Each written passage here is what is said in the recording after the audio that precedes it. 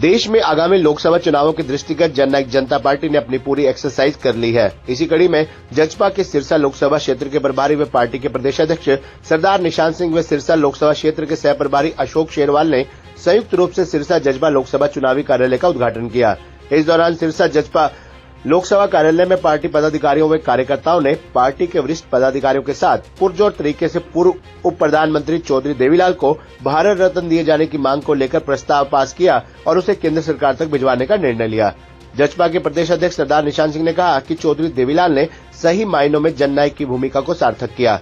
ऐसे में उन्हें भी देश के सबसे बड़े नागरिक सम्मान भारत रत्न से नवाजा जाना चाहिए, जिसके लिए केंद्र सरकार को प्रस्ताव भेजा जाएगा। सभी पार्टी नेताओं ने इस अवसर पर पूर्व प्रधानमंत्री पीवी नरसिम्हा राव, चौधरी चरण सिंह व स्वामीनाथन को दिए गए भारत रत्न दिए जाने का स्वागत करते हुए प्रसन्नता जताई। इस अवसर पर प्रदेशाध्यक्ष सरदार निशान सिंह ने कार्यकर्ताओं से कहा कि वे मिशन दुष्यंत 2024 को पूरी तरह कामयाब बनाने के लिए आगे आए। उन्होंने इस मिशन को कामयाब करने के लिए एकजुट होकर काम करने का आह्वान किया। उन्होंने कहा कि जननायक जनता पार्टी लोकसभा चुनावों के लिए पूरी तरह तैयार है, बस चुनावों की तिथि घोषित किए जाने का इंतजार है। उन्होंने पार्टी कार्यकर्ताओं से कहा कि वे अपने स्तर पर तैयारियां रखें और लोगों के बीच जाकर पार्टी की कल्याणकारी योजनाओं व कार्यों के माध्यम से अपने पक्ष में माहौल बनाएं। उन्होंने तमाम पार्टी पदाधिकारियों व कार्यकर्ताओं को लोकसभा चुनावों की पूरी तैयारी करने में जुटने का आह्वान किया। दोनों वरिष्ठ नेताओं ने कहा कि सभी कार्यकर्ता आगामी विधानसभा चुनावों को लेकर भी तैयार रहें और दुष्यंत चौटाला को मुख्यमंत्री बनाने के लक्ष्य को लेकर आगे बढ़ें। जननायक जनता पार्टी ने आज से लोकसभा चुनाव को लेकर के दफ्तरों का मुहूर्त करना शुरू किया है, आज सिरसा और डबवाड़ी में, और इसी क्रम में कल से फतेहाबाद और अन्य स्थानों पर किया जाएगा। और लगातार जो नव संकल्प रैलियां चल रही हैं लोकसभा चुनाव को लेकर के, वो भी जारी हैं। हमारे राष्ट्रीय अध्यक्ष डॉक्टर अजय सिंह चौटाला जी और deputy chief minister Shri Dushyant Chautala ji भी लगातार जनसंपर्क अभियान में हैं। तो ये मान के चले कि पूरे हरियाणा में इस लोकसभा चुनाव को लेकर के हमारा अभियान चल रहा है। मिशन दुष्यंत 2024 को लेकर के हम अग्रसर हैं। मैं उम्मीद करूंगा कि हरियाणा की जनता लोकसभा चुनाव में जननायक जनता पार्टी को समर्थन देने का काम करेगी। क्या मांग करते हैं?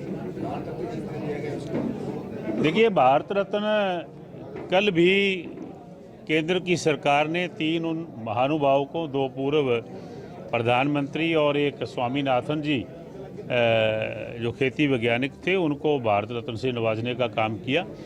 और आज एक प्रस्ताव करके हम लोग यहाँ से इस बात की शुरुआत करेंगे कि जननायक चौधरी देवीलाल जी जो डिज़र्व करते हैं, असली में जननायक थे और भारत की पूरी जनता उनको चाहती थी, वो उनको भी भारत रत्न देने का काम करेगा। क्या डिमांड उठा रही बीजेपी? बिल्कुल, आज से हम आज प्रस्ताव करेंगे, आपके समक्ष भी बात कर रहे हैं, इस सभा में भी प्रस्ताव करेंगे कि उनको इस भारत रत्न की कड़ी में उनको भी शामिल किया जाए। जेजेपी अब लोकसभा चुनाव अकेले लड़ेगी या गठबंधन में लड़ेगी, क्या स्थिति? ये चुनाव अनाउंस होने के बाद ये बात बताई जा पाएगी। एक बार तारीख आ जाए उसके बाद। पार्टी लेवल पर चर्चा हुई है? नहीं, चर्चा तो हमेशा होती रहती है, पार्टी तो अपनी बात करती रहती है। हम पूरे हरियाणा में अपने तौर पर आगे बढ़ रहे हैं, कोशिश कर रहे हैं कि हालांकि एनडीए के हम हिस्सेदार हैं, कल को चुनाव अनाउंस होते हैं, उसके बाद कोई बात बैठ के होती है, तो उसके लिए भी तैयारी है। कितनी सीटों पर जेजेपी चुनाव लड़ सकती है लोकसभा के लिहाज से? देखिए, बाकी तो सभी सीटों पे लड़ेंगे। अगर गठबंधन होता है तो उसके लिए फिर अलग बात है। अब बात की जाए तो कांग्रेस भी दावा कर रही है कि हरियाणा की 10 की 10 सीटें जीतेंगे। देखिए, तो हर पार्टी दावा करती है, तो जनता ने बताना है किसको कितनी सीटें देनी है।